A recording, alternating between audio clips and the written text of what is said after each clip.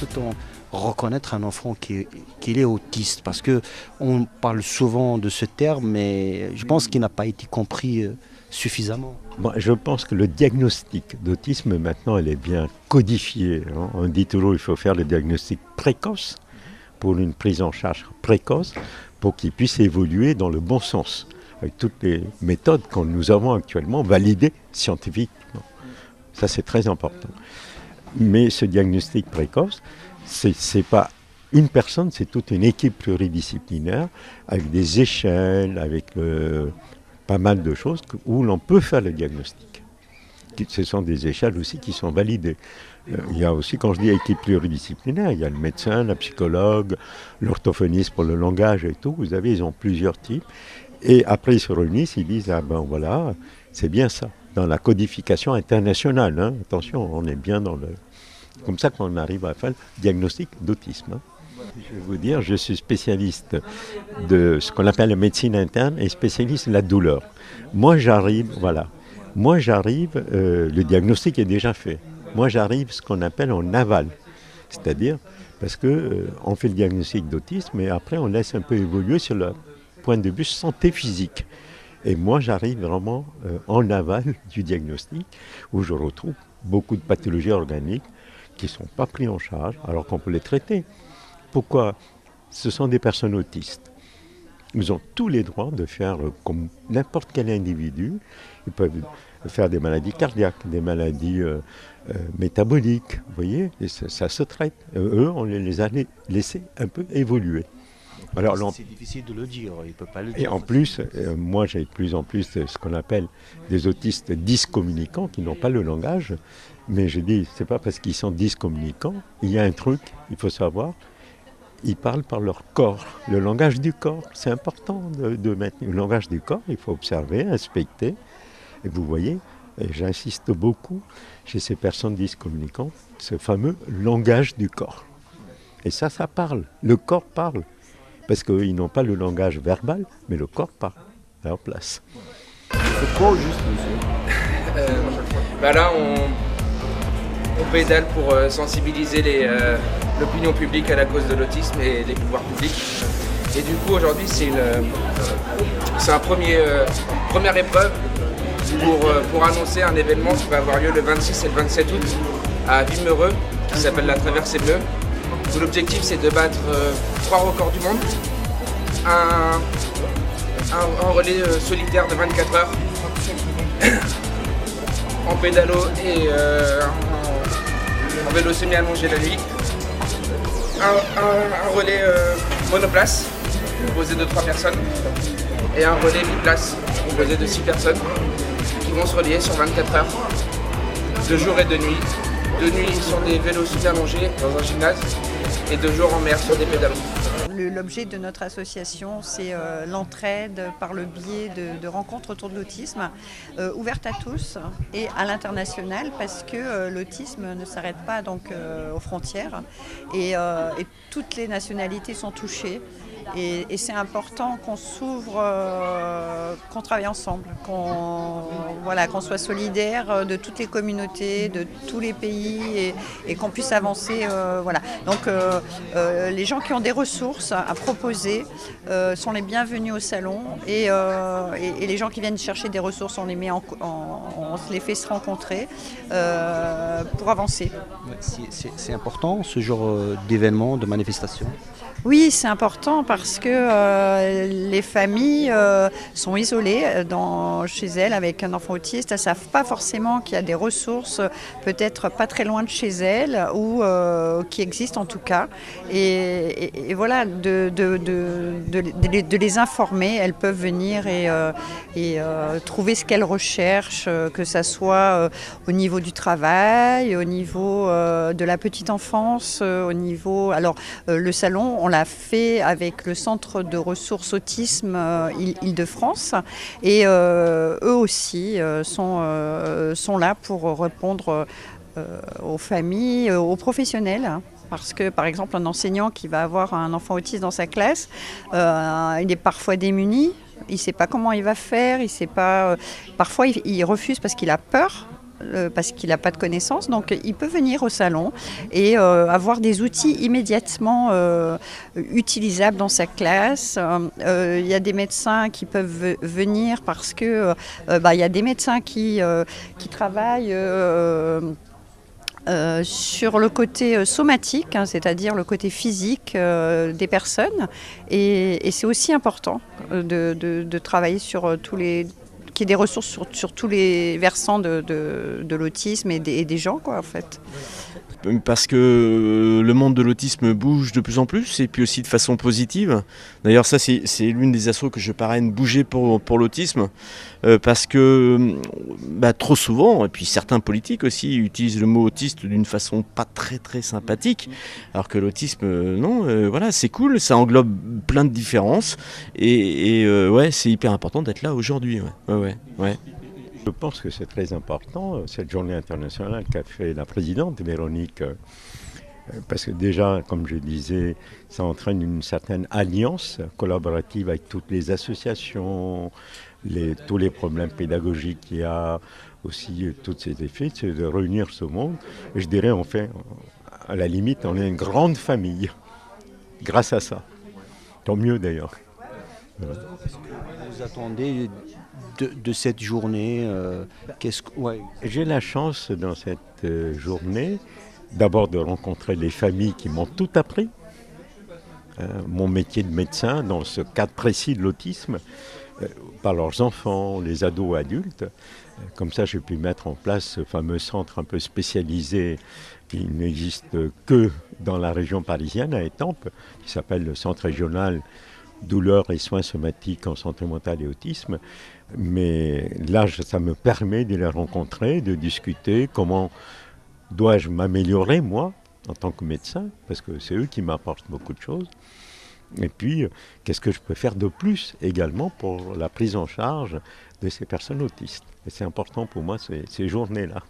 En fait, c'est la deuxième année que le salon existe et c'est super important de le faire. On n'avait pas de lieu comme ça en France, puis c'est bien de montrer que c'est international et de parler d'autres choses de la France, que la France est de montrer un petit peu ce qui se passe ailleurs et de fédérer un petit peu, parce qu'on fait appel beaucoup à des professionnels étrangers en France.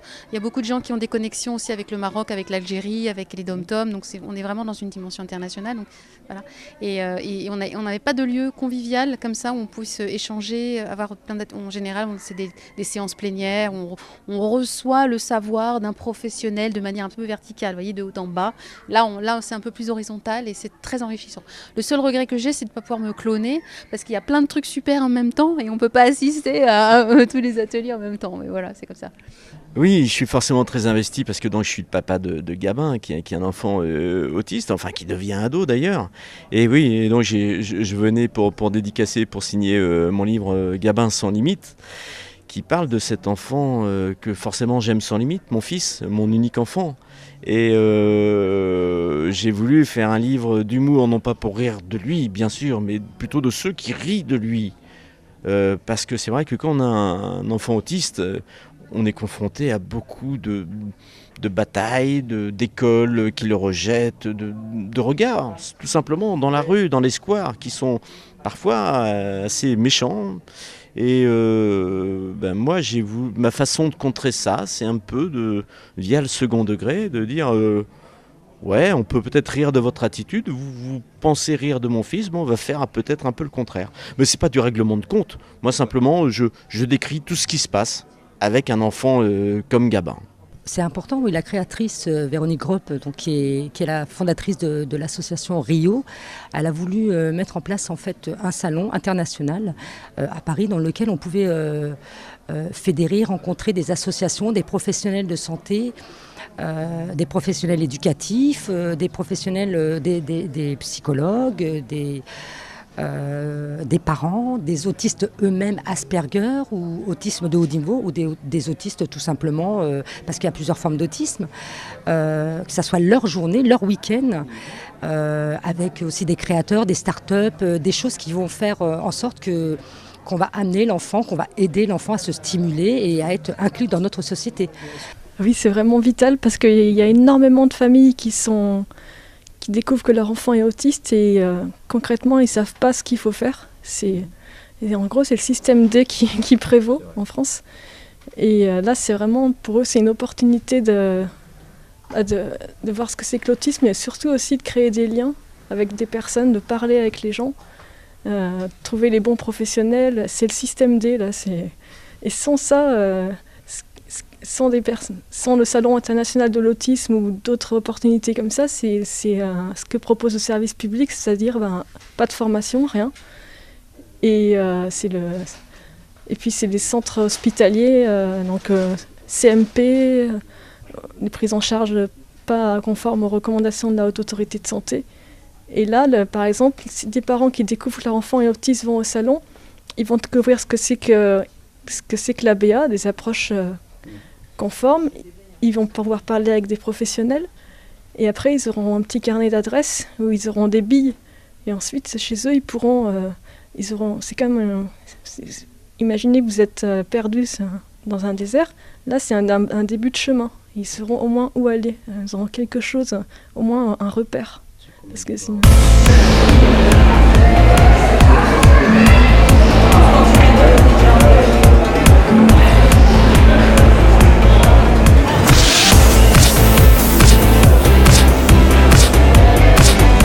Vous pensez que la société est aussi assez sensibilisée par rapport à l'autisme?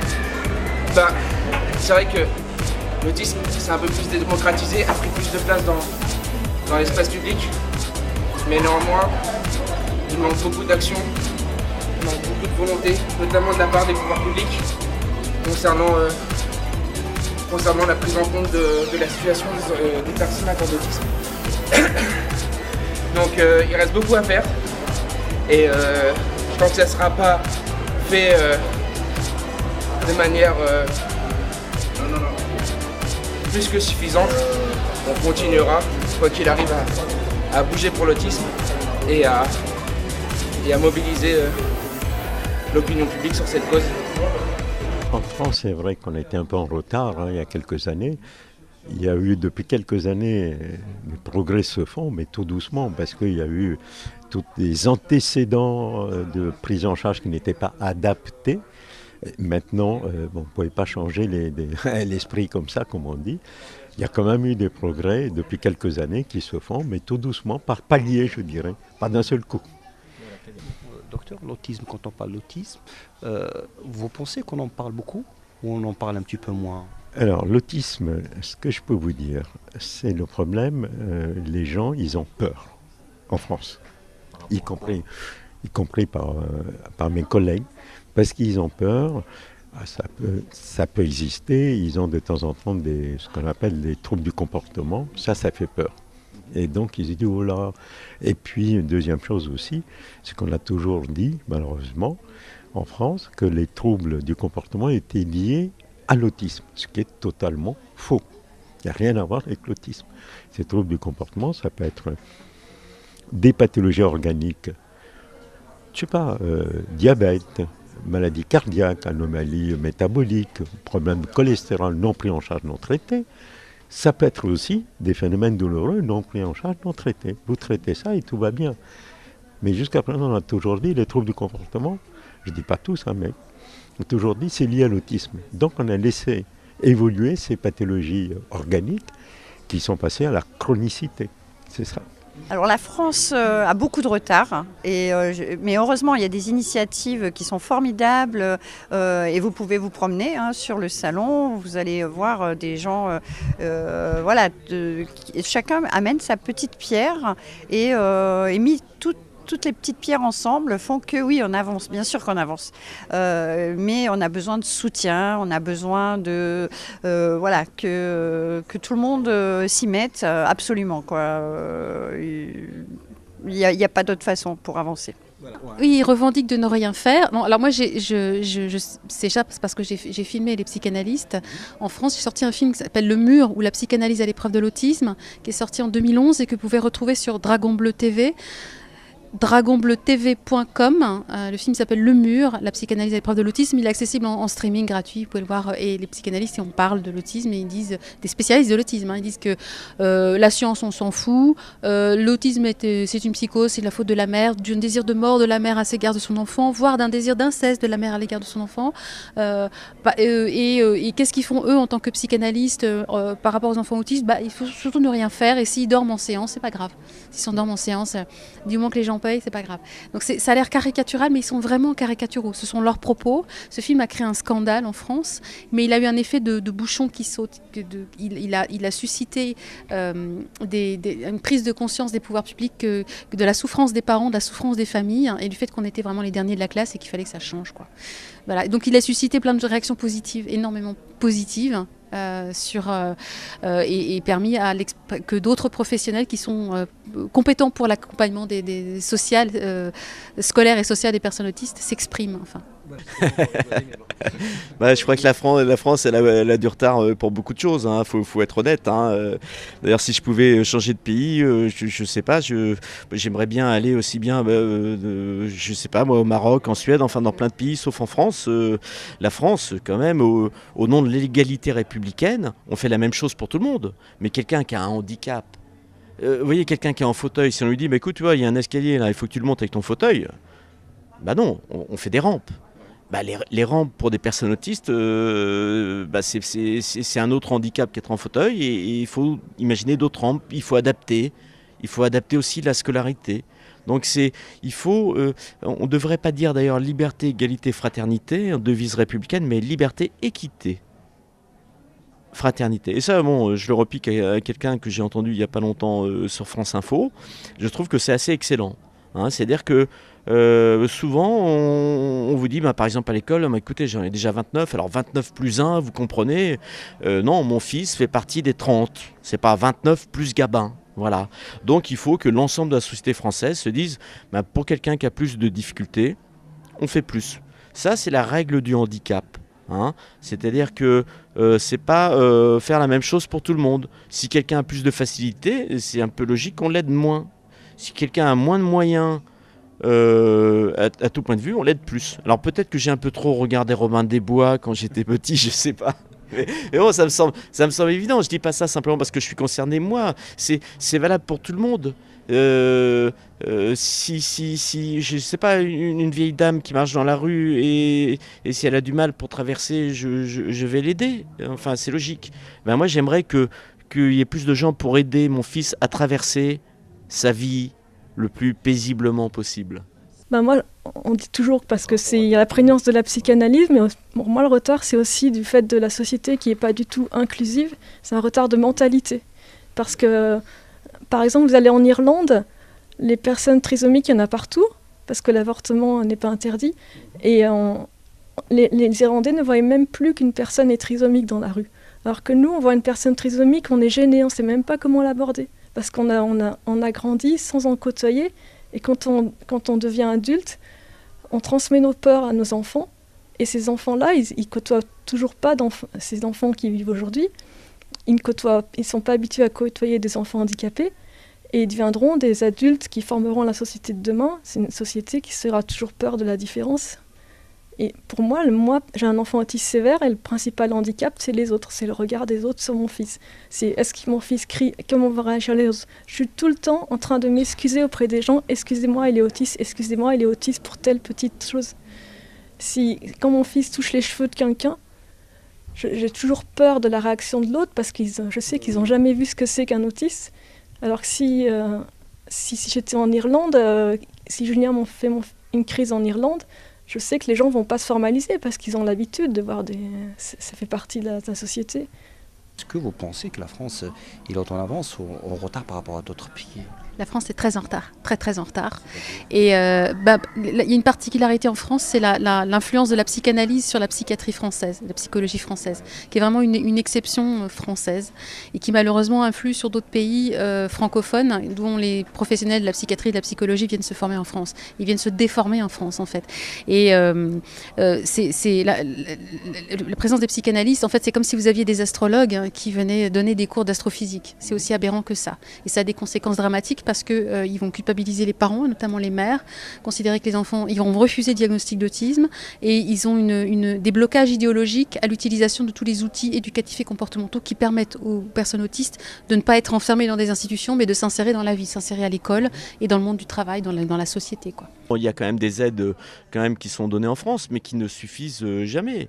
C'est-à-dire que si on se décarcasse pas en tant que parent pour trouver des solutions, il manque toujours 500 à 1000 euros par mois, et je pèse mes mots, pour aider à la prise en charge de mon fils. Hein, vous voyez, moi aussi, attendez, je vais faire de la pub, tiens. Hop. Vous voyez, non, regarde. Attends, je vais le sortir parce que... C'est normal, voilà. c'est logique. Non, mais attends, on va se marier. Bien sûr. Justement, regarde, l'État, si j'avais pas ce bouquin, j'arriverais pas à boucler les fins de mois avec mon fils. Tout simplement. C'est-à-dire que si j'écrivais pas, si je faisais pas des spectacles et tout, qui nous donne l'argent? L'État? Non, il n'y a pas de subvention pro-Gabin. Donc chaque parent, moi c'est l'humour. Il y en a d'autres, ça va être... Il y en a d'autres, ça va être simplement...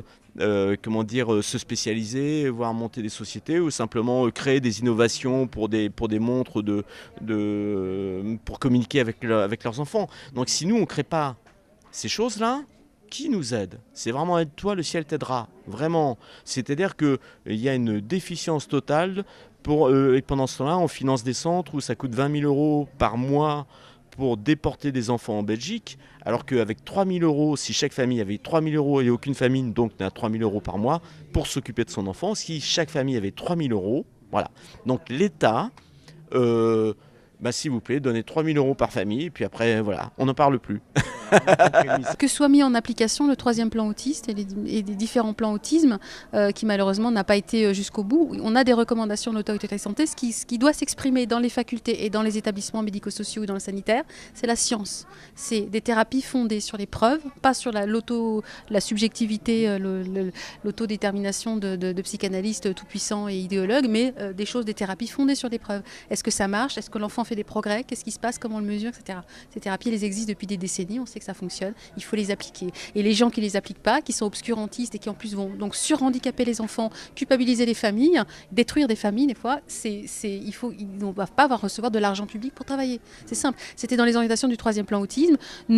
Qu'avait exprimé la ministre de l'époque, Madame Marie-Annette Carlotti, n'auront les moyens de travailler que ceux qui appliquent les recommandations de la Haute Autorité de Santé. Malheureusement, il faut... donc il y a des évolutions positives qui se font, mais il y a beaucoup de professionnels qui sont pas prêts à changer de pratique. Et ils ont toujours les moyens de travailler. Donc on est encore en retard, même si la situation globalement est un peu moins pire qu'avant, elle évolue dans le bon sens.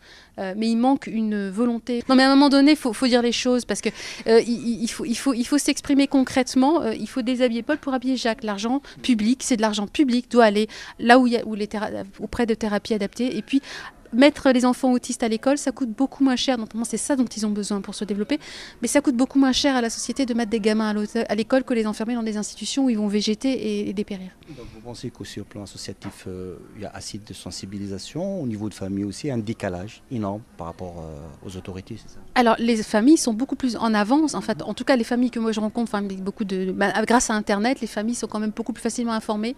Il y a un maillage associatif sur tout le territoire. Après il y a tout un tas de jeunes parents qui débarquent, qui découvrent l'autisme, il faut informer tout le temps. Mais les parents, globalement, les militants, les associations sont beaucoup plus informés que les professionnels. Maintenant, il y a de plus en plus de professionnels formés, mais il y a un gros décalage, un gros retard. C'est à tel point qu'il y a des psychologues et des psychiatres qui font appel aux parents pour venir les former dans des instituts de formation. Aujourd'hui, c'est énorme. Complètement. On est sous l'égide de la psychanalyse qui est très ancrée en France. Il y a une manne financière autour de ça. Un enfant autiste pour la France, pour les psychanalystes, c'est un enfant qui va coûter 500 € par jour et par enfant pour un IME, Institut médico-éducatif, qui n'est éducatif que de nom. On va faire de l'occupationnel. On va pas stimuler l'enfant avec du comportementaliste. Donc voilà, et ça va coûter à la société 900 € par jour et par enfant. Donc forcément, les psychanalystes, ils ne vont pas lâcher cette manne financière. Il y a une économie parallèle autour de cet enfant. Voilà, alors qu'une prise en charge stimulée par le comportementaliste, ça coûte environ 3 000 €. L'État nous donne que, allez, au mieux 1 000 €. 1 000 € pour payer les prises en charge en libéral. Donc ils préfèrent mettre nos enfants dans des instituts. Alors qu'aux États-Unis, il y a une majorité d'autistes de tout niveau, qui sont stimulés dans les écoles déjà de la petite enfance à l'adulte. C'est un travail énorme à faire. Complètement, on n'est pas dans l'inclusion dans nos écoles. On ne connaît pas la différence, alors que la différence peut apporter énormément de choses. On a d'un côté la psychanalyse qui est bien ancrée en France, et de l'autre côté des méthodes qui arrivent d'outre-Atlantique.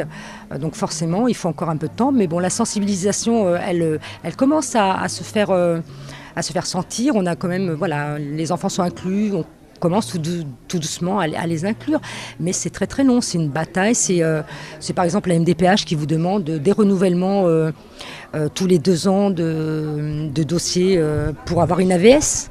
Une auxiliaire de vie scolaire pour accompagner cet enfant à l'école. Donc c'est tous les ans. On va avoir tous les 2 ans une demande de financement allocation adulte handicapé ou une PCH qui est financée par le conseil départemental.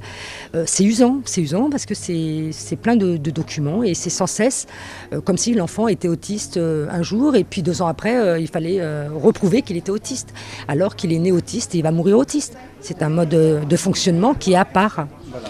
La France fait tout ce qu'elle peut. Le souci, pour moi, c'est l'organisation du système français. C'est à savoir un gros poids sur le système médico-social.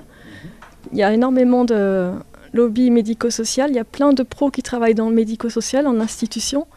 Et ces pros, on peut les comprendre, mais ils se posent la question, qu'est-ce qu'ils vont faire une fois que tous les enfants autistes et handicapés iront à l'école? Qu'est-ce qu'ils vont devenir? On sait ce que c'est que la résistance au changement des professionnels du public quand ils doivent avoir une réforme. C'est très compliqué, ils ne veulent pas bouger. Là, c'est un peu pareil. Ils sont un peu... Qu'est-ce qu'ils vont devenir si les enfants vont à l'école? Comment ils vont remplir leur institution? Quel poste on va leur donner? Donc il y a ça qui freine l'inclusion. Et en même temps, de l'autre côté, il y a l'éducation nationale qui est complètement démissionnaire, qui ne travaille pas du tout en collaboration avec le ministère du handicap. C'est complètement décloisonné. En fait, l'éducation nationale se repose sur le médico-social. Parce qu'eux aussi, l'école n'est pas très inclusive et ils sont bien contents que les enfants soient en institution. Vous voyez, d'un côté, il y a l'institution qui veut garder les enfants et de l'autre, il y a l'éducation nationale qui les pousse. Donc en fait, la seule force, c'est la force des parents. Et justement, avec ce salon, ça permet d'avoir une autre ouverture. Justement, la question, est-ce que vous ne pensez pas qu'il faut changer aussi le regard par rapport à l'enfant autiste? La société, je voulais dire ça. Pour l'enfant autiste et pour tous les handicaps en général. Mais ça va se faire que par l'école. Un enfant, on va appeler un enfant neurotypique, c'est un enfant qui n'a pas du tout d'handicap, un enfant lambda, qui va rencontrer des autistes, des aveugles, des personnes atteintes de surdité à l'école, des personnes en chaise roulante, à mobilité réduite. Il va être tolérant, il va s'ouvrir à la différence. Il ne le rencontre pas dès la petite enfance, dès la maternelle. En primaire, il ne le rencontre pas. Comment voulez-vous qu'après, cette personne qui est devenue adulte va embaucher un enfant, un adulte autiste dans sa société? à travers une association qui travaille déjà l'autisme, l'association Je t'aide. Et puis voilà, je suis voilà vraiment l'activité même nous connaissons déjà la région Nord et Bouzgane, il y a 2 associations qui travaillent dans ce domaine, l'autisme.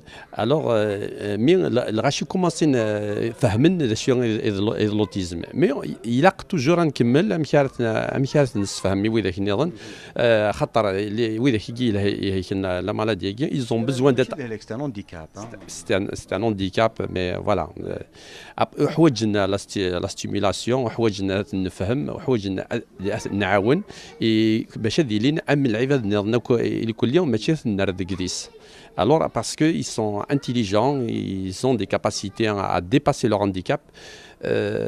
مي افوس دك فوس كي جيت سمارت خوان تاع لي زاسوسياسيون يعني خدمنا في الحوايج هكا داينا راه دياوين ثفث يغاردانا ميغيا داينا دياوين ثفث لا سوسيتي عندك كابيل يكون هذه باغ اكزومبل ان صالون اماكيا انترناسيونال هذاك ان فرانس يعني غادي يونا ماكيا الجزائر حاجه يعني دياوين ثفث لا سوسيتي يعني مثلا داكا تصيد يوسان سين بعيده وسان ان بتي بو بارتو تاعنا تمثلت ريالمون التصويت تاعنا تمثلت شو كان هاتو هضرنا راه تصفنشتاكي فوالا وهضرنا راه تصفن شتاكي خاطر ديك ليطا وتفكر تصزال وين ثاكيا يا دي بيي عند فكان نزال مليح حيوان شتاكي كامل كيباك الكندا فوالا فكان مليح زال بارابور على فرنسا ديجا تسعى على روطار شتاكي الوغ لي بيي كي فرانكوفون يقلان يعني اون افريك تسعون ديالتيك عينات فرنسا